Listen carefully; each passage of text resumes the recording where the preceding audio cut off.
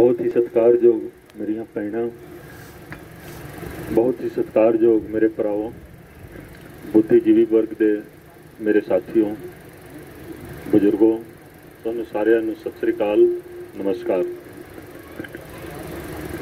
आम आदमी पार्टी के मेरे सारे साथी कईयां ने काफ़ी कुछ बोल लिया, दस दिता। आज छोटे सरदार जी जो मेरे स्टार कैंपेनर ने, सचमुच स्टार कैंपेनर ने, मेरे नाल कई थावां ते जांदे ने। एक दिन इन्हां दे घर जाण दा मैनूं मौका मिलिया सी। उत्थे इन्हां ने कुछ कविता, कुछ शेरो शायरी इन्हां ने सुनाई सी, तो मैनूं चंगा लग्या। मैं कहा कि तुसीं मेरे नाल चलना है। तो मैं ज़्यादा दूर नहीं लेके जाता हाँ। आस पास जदों कोई मीटिंग हुंदी है तो आपे आ जाते हैं, इन्होंने पता रहिंदा है मेरे मूवमेंट के बारे, तो आप आ जाते हैं जो भी कन्वीनियंस होंगी है। तुसीं छोटे छोटे बच्चों को देख चुके हो। असीं इन्हों कोई ये नहीं है कि ट्यूट करके बुलवा रहे हैं, इस तरह की गल नहीं है। तो बच्चा अपने आप पार्क के विच जांदा है, बड़े बजुर्ग जिहड़े हुंदे ने उन्हां दीयां गल्लां सुनदा है, सुनन तो बाद ये सोचता है, सोच के सवाल करता है, उन्हां सवालों का जवाब लेंदा है। तो ये अपनी विचारधारा इन्हें आप बनाई हुई है।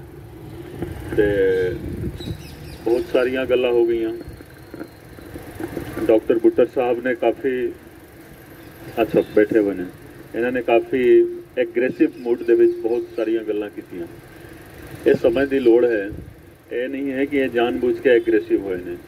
असीं की करते हाँ, असीं सारा कुछ देखो, एक दिन बटन दबा देना है, बटन दबा दिता, उस तो बाद की मिलिया सानू?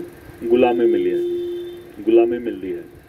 तो वो गुलामी देखो, तुसी सारे बुद्धिजीवी वर्ग दे हो, कोई डॉक्टर है, MBBS डॉक्टर, MD, उस तो बाद भी कई डिग्रियां हुंदियां ने। MD तो बाद DMS भी हुंदा है, DMS भी करके जांदे हो। तो वोट किनू पाउंदे हो? नकली डॉक्टर नू जी, नकली डॉक्टर, नकली डॉक्टर, ठीक है कि नहीं? PhD की हुई है तुसी, तो वोट देने वास्ते वही, क्योंकि आम व्यक्ति या कोई बुद्धिजीवी वर्ग का व्यक्ति हिम्मत ही नहीं करता है, ठीक है कि नहीं, कि जो इलैक्शन दे विच आ जावे, इलैक्शन लड़ लेवे। तो साडी मजबूरी है। पार्टियां दा हाल तुसी देखो, एक पार्टी की लड़ाई चल रही है। किस चीज़ की लड़ाई चल रही है? दिल्ली दे विच पंजाब दी सरकार है, लड़ाई दिल्ली दे विच चल रही है कि कुर्सी की लड़ाई है कि सानू की मिलना है। मैनू की दे रहे हो तो मैनू की दे रहे हो, तो मेरे कोलों क्यों खो रहे हो, ठीक है, तो इन्हां नू क्यों दे रहे हो? ये इंसाफ की लड़ाई नहीं है। शुरू इन्हें सारिया ने की सी 9 तारीख तो बाद। क्यों? बेअदबी की लड़ाई के जो फैसला आया सी 9 अप्रैल नूं, उस तो बाद सारिया ने लड़ाई शुरू की सी। तो बेअदबी के नाते सौदेबाजी शुरू हो गई थी। ये सौदा है जी, ठीक है, कि मैनू दे दो, मैं चुप हो जावांगा। तो ये मतलब इन्हां पार्टियां का किरदार तुसी देखो, जिन्होंने तुसी मतलब बटन दबा के इन्हों अपना नुमाइंदा बनाया, इन्हों सरकार देने का मौका दिता। तुसी ये आए सीगे सरकार दे विच, सरकार इन्होंने बनाई सी कि असीं बेअदबी के केसां दे विच इंसाफ दिलावांगे। 9 तारीख का दिन जिहड़ा सीगा, तुसी देखो तुहाडा एडवोकेट जनरल ही छुट्टी ते सीगा, वो भी छुट्टी मेडिकल लीव, जो आज तक उन्हें 4 सालों के दौरान मेडिकल लिया नहीं, उस दिन चला गया। 8 तारीख को मैं मानयोग CM साहब नूं मिल के मैं सारी गल दसी सी कि इस तरह का होने वाला है, ठीक है। मैनू अंदेशा पहला तो ही सी, जिस दिन मैनू पता लग गया कि बंदा छुट्टी ते चला गया, वो भी मेडिकल लीव से। फिर जेकर सिस्टम दोषी नूं, सरकार जो है वो दोषी नूं बचाउणा शुरू कर देवे, वो भी ऐसे केसां दे विच जिसका प्रभाव अगले 400 साल तक पंजाब दे उत्ते ते पूरे मुल्क दे उत्ते होवे, तो उन्हां केसां दे विच इंसाफ ना मिले, सौदेबाजी हो जावे, फिर सिस्टम नहीं रह जाता। तो जो सिस्टम खराब हो गया तो उस सिस्टम का हिस्सा नहीं रहना चाहिए है। तो मैं क्या कि चलो जी 9 साल की सर्विस बकाया है, लेकिन घट्टो घट्ट सिस्टम का हिस्सा नहीं बनना चाहिए है, ठीक है। जेकर मैं जॉब नहीं छड्डदा, फिर ये सारे लोग यही कहते कि रिपोर्ट दे विच ही कोई गलती सीगी, ठीक है। जो भी रिपोर्ट असी दिती सी जी कोर्ट दे विच, वो सारी रिपोर्ट सरकार वालों प्रवानगी तो बाद दिती गई सी।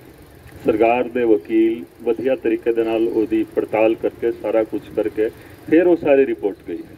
उन्हां दा सारा कुछ उहदे उत्ते तुसीं सैंक्शन किया जाता है, प्रोसिक्यूशन सैंक्शन किया जाता है, तो वो सारा कुछ। तो रिपोर्ट असी दी सी फरीदकोट की अदालत के विच, तो फैसला कित्थों आया? चंडीगढ़ों आया। ਫਰੀਦਕੋਟ ਜੇਕਰ ਫੈਸਲਾ ਹੋ ਜਾਂਦਾ ਉਸ ਤੋਂ ਬਾਅਦ ਅਪੀਲ ਦੇ ਵਿੱਚ ਚੰਡੀਗੜ੍ਹ ਦੇ ਵਿੱਚ ਫੈਸਲਾ ਹੋ ਸਕਦਾ ਸੀ। ਉਸ ਤੋਂ ਪਹਿਲਾਂ ਫੈਸਲਾ ਨਹੀਂ, ਬਗੈਰ ਰਿਪੋਰਟ ਨੂੰ ਵੇਖੇ ਹੋਏ, ਨਾ ਹੀ ਉਸ ਆਰਡਰ ਦੇ ਵਿੱਚ ਰਿਪੋਰਟ ਦਾ ਕੋਈ ਜ਼ਿਕਰ ਕੀਤਾ ਗਿਆ ਹੈ। ਜ਼ਿਕਰ ਕੀਤਾ ਗਿਆ ਹੈ ਤੇ ਇੱਕ ਬੰਦੇ ਦਾ कि यह बंदा बहुत माड़ा है जी, ये बंदा ये है जी, वो है, इस तरीके का है, यही सारा कुछ उस ऑर्डर दे। मैं पढ़ी नहीं है जी, पढ़ी नहीं है, थोड़ा बहुत मैं पढ़ लेंदा हाँ, लेकिन अपने वकील साहब ने कहा कि तुसीं पढ़ लो, पढ़ के मैनूं समझा दो, ठीक है। तो इस तरह का जो सिस्टम हो जाए तो आम व्यक्ति को इंसाफ कितों मिलना है? दसो, आम व्यक्ति को इंसाफ कितों मिलना है? सरदार अमरीक सिंह जी कितने गए? अच्छा, उधर चले गए। पहला इत्थे इन्होंने गल की सी, तुसीं मैरिज सर्टिफिकेट की गल की, बर्थ सर्टिफिकेट का देखो, हर एक सर्टिफिकेट देखो, लेना कितना औखा काम है। जबकि ये सारा चीज़ तुहानूं लैण वास्ते किसी थां ते जाण की जरूरत नहीं पैनी चाहिए है। तुसीं घरे बैठे बैठे अपना सर्टिफिकेट कट सकते हो। दुनिया बहुत दूर चली गई है, ठीक है कि नहीं? दुनिया बहुत दूर चली गई है, लेकिन इन्हां दफ्तरां दे विच तुसीं जाके देखो, ये नहीं है कि अफसर करप्ट ने, यह पॉलिटिक्स है जो अफसरां नूं करप्ट बनाउंदी है। सिर्फ पॉलिटिक्स है, डर्टी पॉलिटिक्स। तां चंगा बंदा पॉलिटिक्स दे विच जांदा नहीं, ते जो अफसरशाही है जां जो मतलब मुलाजिम ने वो सारे बिल्कुल ही मतलब अपना जो रूल मुताबिक काम है वो नहीं करते, ठीक है।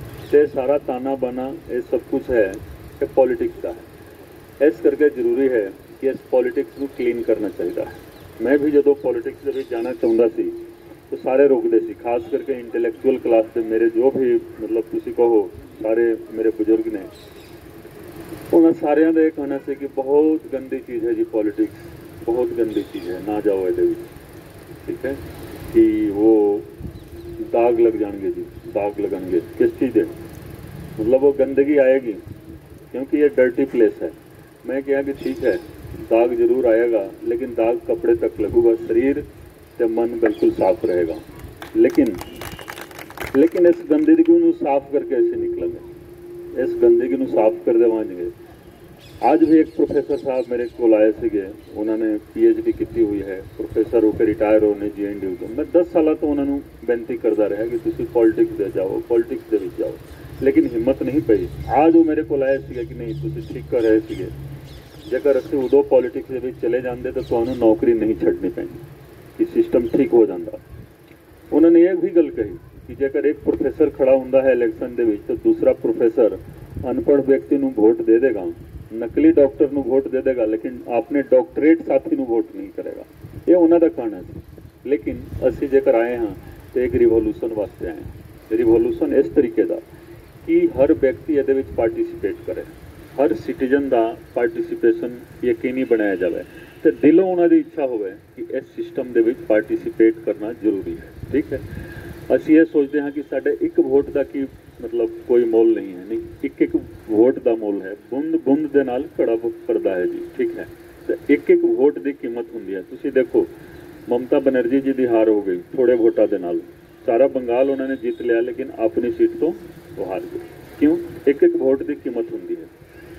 हुण तुसीं देखोगे जो असी आए हैं, असी कोई रवायती चलती हुई पॉलिटिक्स नहीं ज्वाइन करने वास्ते आए हैं। उस नालों साडा जॉब भी वधिया सी, भावें जॉब करना बहुत औखा काम हो गया सी, लेकिन इधर गंदगी ज़्यादा है, तो इस करके असी रवायती पॉलिटिक्स ज्वाइन करने वास्ते नहीं आए।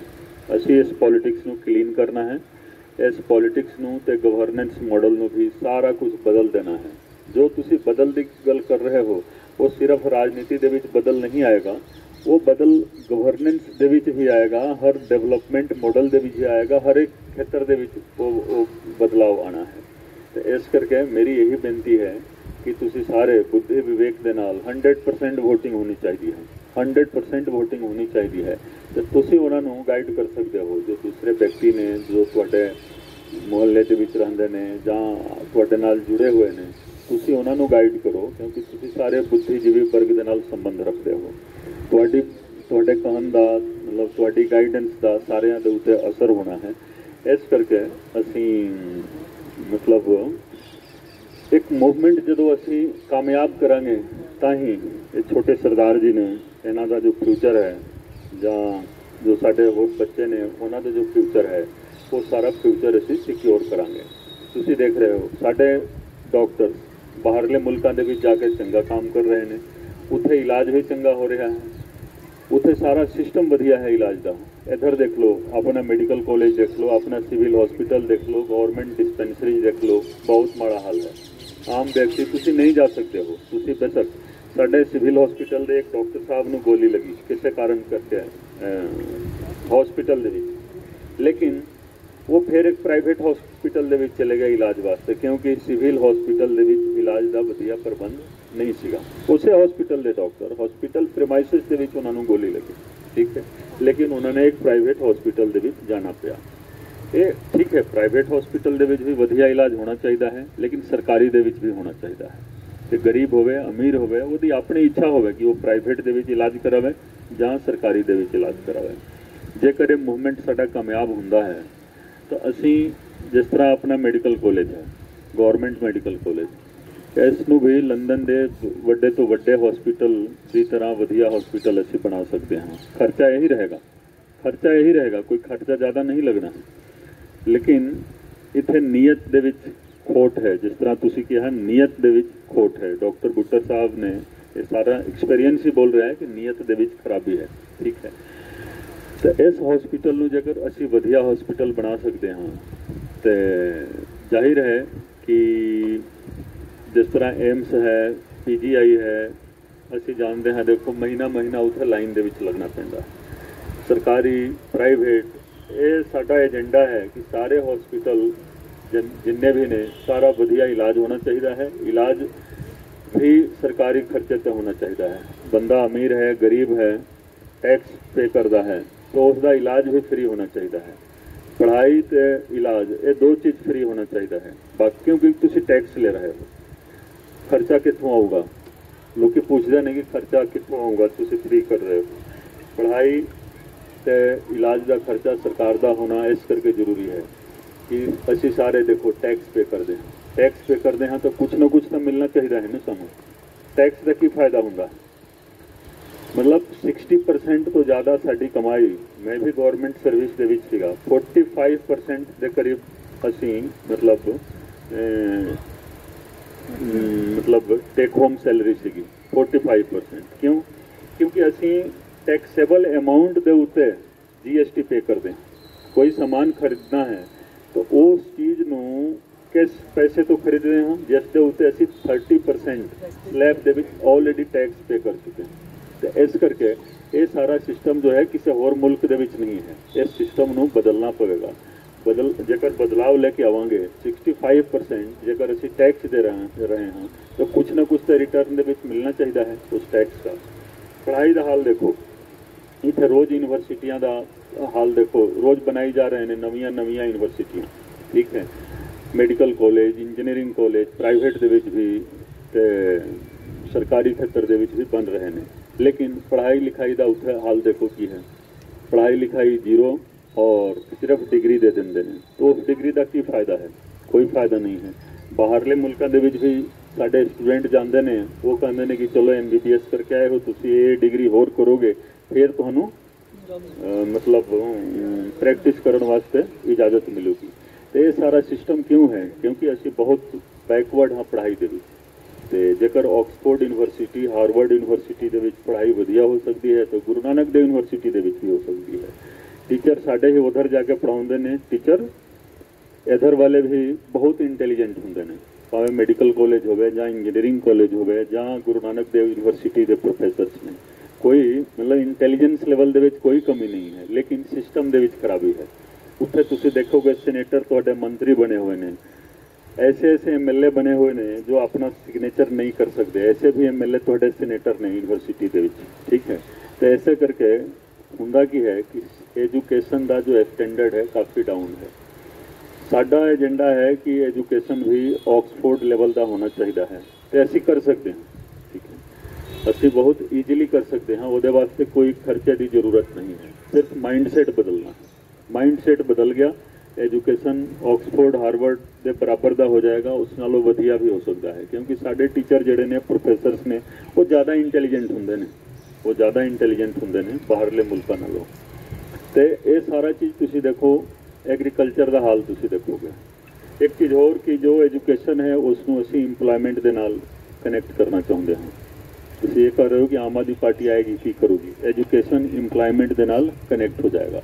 डिग्री के नाल नाल नौकरी जरूर मिलेगी। कैंपस प्लेसमेंट होंदा है, भावें 5% होवे 10% होवे, लेकिन असी 100% कैंपस प्लेसमेंट करांगे। रोजगार है, लेकिन रोजगार देंदे किन्हां नूं? मंत्रियों के बच्चों को देंदे ने। स्पेशल कैबिनेट मीटिंग होंदी है कि मंत्री MLA MP उन्हां दे बच्चे ने, उन्हां नूं DSP इंस्पैक्टर तहसीलदार नायब तहसीलदार की नौकरी दी जाती है, उन्होंने ये देंदे ने। असी आम पब्लिक के बच्चों को नौकरी देवांगे तो वो कैंपस प्लेसमेंट ही होगा। डिग्री के नाल ज्वाइनिंग लेटर भी मिलना है और ये बहुत औखा काम नहीं है। ज्वाइनिंग लेटर प्राइवेट सेक्टर का हो सकता है या सरकारी का भी हो सकता है, लेकिन नौकरी जरूर मिलेगी। ये साडे एजेंडे दे विच है। लोग पूछते हैं कि तुसी नवा की करोगे। नवा यही है कि पढ़ाई का लेवल वधिया हो जाएगा तो पढ़ाई के नाल नाल एम्प्लॉयमेंट मिलेगा। ठीक है, इलाज का स्टैंडर्ड वधिया हो जाएगा, इलाज भी फ्री रहेगा। ठीक है, हुण तुसीं एग्रीकल्चर दी देख रहे हो, एग्रीकल्चर का कानून एक बन गया। कानून बनने तो बाद साडे किसान भरा ने वो दिल्ली चले गए। दिल्ली भेजिया कि इन्होंने, उन्होंने जिन्होंने कानून बनाया सी जां बनाउण दे विच मदद की सी, उन्होंने ही उन्होंने तुर दिता। ठीक है, दो पार्टियां दा आपस दे विच जदों कंप्रोमाइज हो गया, फिर उन्होंने कहा कि अटेंशन डाइवर्ट करो, किसानों को उधर भेज दो। जेकर तुसीं मैनू CM बना रहे हो, एग्रीकल्चर मिनिस्टर बना रहे हो, तो जेकर मैनू बनाओगे तो मैं कहूँगा कि हाँ किसान भराओ तुसीं अपना काम करो। ठीक है, इधर ही रहो, लड़ाई मैनू लड़ लें दो। जेकर मैं लड़ाई दे विच कामयाब नहीं हुंदा हाँ, फिर तुसीं जाके लड़ाई लड़ो। लेकिन इधर होया कि उल्टा, जाओ जी तुसीं लड़ाई लड़ो तो इधर मामे दे पुत्तर ते बुआ दे पुत्तर मिल के चलो जी लूट लो पंजाबियों नूं, पंजाब नूं लूट लो। यही काम होया है। कि तुसी दसो, गूगल दे उत्ते चेक करो, तुसी कोई भी अखबार चेक करो, इस कानून नूं बनाउण दे विच पंजाब सरकार दा भी हाथ सीगा। क्यों? कानून बनाउण तो पहला एक कमेटी बनी हुई सी, उस कमेटी दे मैंबर साडे लोग भी सीगे कि उदों इन्हां दे हत्थ दे विच ड्राफ्ट कानून सीगा, तो वो आके इत्थे बहस नहीं कर सकते सी, डिस्कस नहीं कर सकते सी। इन्होंने मेल मिलाप करके बनाया। जदों इन्होंने देख लिया कि किसान भरा साडे खिलाफ हो गए इस कानून दे, तो चलो जी इन्होंने दिल्ली तूर दो। कई सुविधावां इन्होंने दित्तियां दिल्ली जाने वास्ते, और इत्थे दोवें पार्टियां ने मिल के पंजाब नूं होर लुटना शुरू कर दिता। ते 5 साल पूरे होने तो बाद सरकार किस तरीके दे नाल मिली जुली सरकार बनाइए, ये सारा एजेंडा आ गया। एजेंडे के तहत एक ऐसा व्यक्ति आ गया जो अपने आप नूं इलैक्शन का स्ट्रैटेजिस्ट बोलता है। वो ममता बनर्जी नूं भी CM बना दिंदा है, वो नरेंद्र मोदी नूं PM बना दिंदा है, वो किसी नूं भी कुछ भी बना दिंदा है। ठीक है, तो वो इधर आ गया, किसान भरा उधर चले गए, तो पंजाब की लूट खसोट का हिसाब किताब शुरू हो गया। तो आने वाले समय के पंजाब नूं लुटन का सारा खाका तैयार कर लिया गया। भट्टी साहब ने कहा कि एक मौका तुसीं होर दे दो जी। मैं तुहानूं बेनती करांगा कि ये गल हुण नहीं कहनी है, ये सारिਆਂ वास्ते आखिरी मौका है। इन्होंने ये गल भी कही कि जेकर असी ये मौका असी नहीं मतलब चंगा काम करांगे तो तुसी वोट नहीं देना जां वो करना नहीं, दूसरा मौका नहीं मिलना है। ये आखिरी मौका है पंजाब नूं बचाउण दा, क्योंकि पंजाब की बर्बादी का प्लान तैयार हो गया है। ठीक है कि तो दोबारा मौका नहीं मिलना है। तुहाडे वास्ते भी आखिरी मौका है। ये माफिया परस्त पार्टियां ने इन्हां वास्ते भी आखिरी मौका है। जेकर तुसी बदलाव लेके आ गए तो इन्हां पार्टियां का खात्मा हो जाना है। डर यही है। ऐसा करके देखो, माफिया का तुसी देखोगे कि ऐसा ऐसा माफिया जिसके बारे ऐसी सोच भी नहीं सकते, वो माफिया भी पैदा हो गए। तो इस करके ये आखिरी मौका है। भट्टी साहब मेरी गल मतलब जेकर चंगी लग रही है तो बोल दो, ठीक है ना जी। तो मौका आखिरी है। सारे मेरे आम आदमी पार्टी के भरा बोलते हैं कि एक मौका सानू जरूर दो। प्रिंस खास करके तुहानू मैं दसदा हाँ, एक मौका जरूर दो। हुण यही कहना है कि मौका आखिरी है। ये एक मौका नहीं, ये आखिरी मौका है पंजाब नूं बचाउण दा।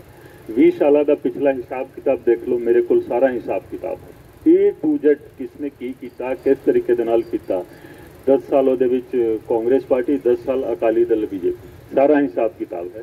तो ये मौका आखिरी है। तो ये मौका जेकर अपने हाथ दे विच ले लेंदे हो, अपने कंट्रोल दे विच ले लेंदे हो, फिर सारा कुछ तुहाडे कंट्रोल दे विच रहेगा। आम आदमी पार्टी की सरकार दे विच कोई मंत्री होगा, कोई चीफ मिनिस्टर होगा, तो हर नागरिक ये महसूस करेगा कि वही मंत्री है, वही चीफ मिनिस्टर है। मतलब वो कोई नहीं हुआ कि किसी थां ते बह के, जिस तरह डॉक्टर साहब ने कहा कि उधर बह के शासन कर देने, नहीं। ਇਸੇ ਤਰੀਕੇ ਦੇ ਨਾਲ ਇਸੇ ਪਾਰਕ ਦੇ ਵਿੱਚ ਜਾਂ ਤੁਹਾਡੇ ਘਰਾਂ ਦੇ ਵਿੱਚ ਬਹਿ ਕੇ ਅਸੀਂ ਮੀਟਿੰਗ ਕਰਾਂਗੇ। ਇਸ ਤਰੀਕੇ ਦੇ ਨਾਲ ਮੀਟਿੰਗ ਕਰਕੇ ਸਟ੍ਰੈਟਜੀ ਬਣੇਗੀ। ਇਹ ਸਟ੍ਰੈਟਜੀ ਬਣਾਉਣ ਦੇ ਵਿੱਚ ਤੁਹਾਡਾ ਯੋਗਦਾਨ ਹੋਗਾ। ਜਿਹੜੇ ਸਟੇਕ ਹੋਲਡਰਸ ਹੁੰਦੇ ਨੇ ਉਹਨਾਂ ਦੀ ਸਲਾਹ ਦੇ ਮੁਤਾਬਿਕ ਜੋ ਪਲਾਨ ਤਿਆਰ ਕੀਤਾ ਜਾਂਦਾ ਹੈ ਉਹੀ ਸਹੀ ਪਲਾਨ ਹੁੰਦਾ ਹੈ। ਠੀਕ ਹੈ ਕਿ ਨਹੀਂ? तो इस करके उस सिस्टम नू ख़त्म करना है, नवा सिस्टम लेके आना है। नवा सिस्टम कोई ऐसा सिस्टम नहीं है। डॉक्टर साहब ने गल की महाराजा रणजीत सिंह जी की, असी घट्टो घट उस लेवल ते पहुँच जाइए तो बहुत मतलब साड़ी कामयाबी होगी। साढ़े सामने स्टैंडर्ड तैयार है, खाका तैयार है। उस खाके नू तुसी अपना लो, उस स्टैंडर्ड नू तुसी अडॉप्ट कर लो, अपने आप हो जाएगा। शेर शाह सूरी का शासन तुसी देख लो, 5 साल का शासन सीगा, लॉ एंड ऑर्डर भी सारा कुछ ठीक सीगा। सारा बंगाल तो लेके पेशावर तक सड़क बन गई। तो ये तो गलियां दे विच हर साल बनाउंदे ने तो हर साल वो सड़क बिगड़ जाती है। पिंडा दे विच जाके देखो, डैम छोटे छोटे डैम बनाउंदे ने, बंधी बनाउंदे ने, हर साल उसे दे उत्ते मिट्टी पैंदी है, हर एक साल। क्यों? क्योंकि वो सारा पैसा इन्हां दी जेब दे विच जांदा है। तुहाडे अमृतसर दे विच देखो, एक प्रोजेक्ट आया सी एलिवेटेड रोड का, उसका फायदा नहीं होया, उसका नुकसान होया है। उदों ही मैं कहा सी, मैं SSP हुंदा सी कि इहनूं तुसीं जेकर बना ही रहे हो तो सीधा रियाल्टो चौक तक ले जाओ। इन्होंने शुरू किया कितों? भंडारी ब्रिज तो शुरू किया, फिर एक होर प्रोजेक्ट बना के फिर लेके आए। तुसीं देखोगे कि हॉल गेट दे सामने तो एक खब्बे पासों एक दोबारा बना के ले आए हैं। क्यों? कार्रवाई चलते रहनी चाहिए है, कंस्ट्रक्शन चलते रहना चाहिए है। ये महाराष्ट्र मॉडल है, ये बिहार मॉडल है लालू यादव का, शरद पवार का, कि पैसा मिलना चाहिए है जी। कंस्ट्रक्शन जेकर चलेगा, फोन कर दो, कंस्ट्रक्शन चलता रहेगा, जेबां दे विच पैसा आएगा। सड़क दे विचकार सड़क बनी ना रखा गया BRTS, ਉਹਦੇ ਨਾਲ ਕਿਹਨੂੰ फायदा होया है दसो? अमृतसर वासियों ਨੂੰ कोई फायदा होया है तो दसो? ਲੱਖਾਂ ਦੀ ਸੰਖਿਆ ਦੇ ਵਿੱਚ पेड़ काट ਦਿੱਤੇ गए। ਜਦੋਂ दुनिया ग्लोबल वार्मिंग के प्रॉब्लम के नाल त्रस्त है, परेशान है, ਲੱਖਾਂ ਦੀ संख्या ਦੇ ਵਿੱਚ 200 साल पुराने पेड़ काट ਦਿੱਤੇ गए। ठीक है, उसका हिसाब कौन देगा? ਅਸੀਂ RTI अप्लाई की, कोई नहीं दे रहा है कि हाँ किन्ने पेड़ काटे गए। ना फॉरेस्ट डिपार्टमेंट के कोल ਉਹਦਾ रिकॉर्ड है, ना कॉरपोरेशन के कोल है, ना DC के कोल है, किसी के कोल रिकॉर्ड नहीं है। तो वो गया भाई, वो पेड़ लकड़ी भी गई किथे, इसका भी हिसाब किताब नहीं है। तो सरकार के खाते दे विच नहीं गया है, इन्हां दी जेबां दे विच गया है। इस तो अलावा देखो, वो प्रोजेक्ट फ्लॉप हो गया, लेकिन वो जो पैसा सीगा वो गया किथे? 20% खर्च होया है, 80% इन्हां दी जेब दे विच गया है। किसी ने ਉਹਦੇ ਨਾਲ होटल बनवा लिया, किसी ने पार्किंग बनवा लिया, किसी ਆਸਟ੍ਰੇਲੀਆ ਦੇ ਵਿੱਚ कुछ होर बन गया, कनाडा ਦੇ ਵਿੱਚ कुछ होर बन गया। ਤਾਂ ਹੀ ਤੁਸੀਂ ਕਿਹਾ कि देखो 100 ਦਾ ਤੁਸੀਂ ਕਿਹਾ 100 MLA है, 100 MLA कांग्रेस के, 100 MLA BJP अकाली दल के।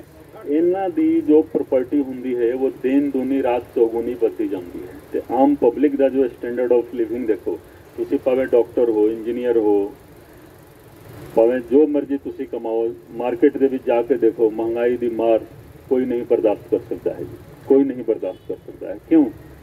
ये सारा सिस्टम इन्होंने अपने कब्जे के विच ले लिया है। तो इस सिस्टम नू बदलना है, तो बदलना कोई औखा काम नहीं है, बहुत सौखा काम है। शुरुआती दौर के विच जरूर थोड़ी परेशानी सानू होगी, ठीक है, लेकिन ये असीं बहुत वधिया तरीके दे नाल ठीक कर लेवांगे। लेकिन ताही जदों तुसीं पावर दोगे, पावर जो तुहाडे हत्थ दे विच है वो पावर तुसीं दोगे। 60% की गल छोटे सरदार जी ने की, तो 20% वोट विक जाते हैं, सचमुच विक जाते हैं। तो लोगों को असी मतलब अवेयर करना है कि वोट नहीं बेचना है। जेकर वोट बिक गया, धर्म ईमान बिक गया, सारा कुछ बिक गया, मुल्क भी बिक जाएगा, तो असी इस पार्क के विच मीटिंग करन दे जोगे भी नहीं रह जावांगे, असी अपने घरां दे विच रहन जोगे भी नहीं रह जावांगे। प्लान इन्हां दा ऑलरेडी तैयार हो गया है, तुसी अपने बच्चों नूं बाहर भेजण दे जोगे भी नहीं रह जाओगे। इस करके मौका आखिरी है, इस मौके नूं तुसी सांभ लेना है। तो मैं जॉब छड्ड के आया, जिस तरीके दे नाल भी आया, लेकिन आ गया। तो कंक्लूड मैं यही करांगा कि जेकर तुसी मेरे हाथ मजबूत करोगे तो इस गंदगी की सफाई करके मैं निकलांगा तो तुहानूं सारा कुछ साफ मिलेगा। तुहाडा सारिआं दा बहुत बहुत धन्यवाद। Thank you.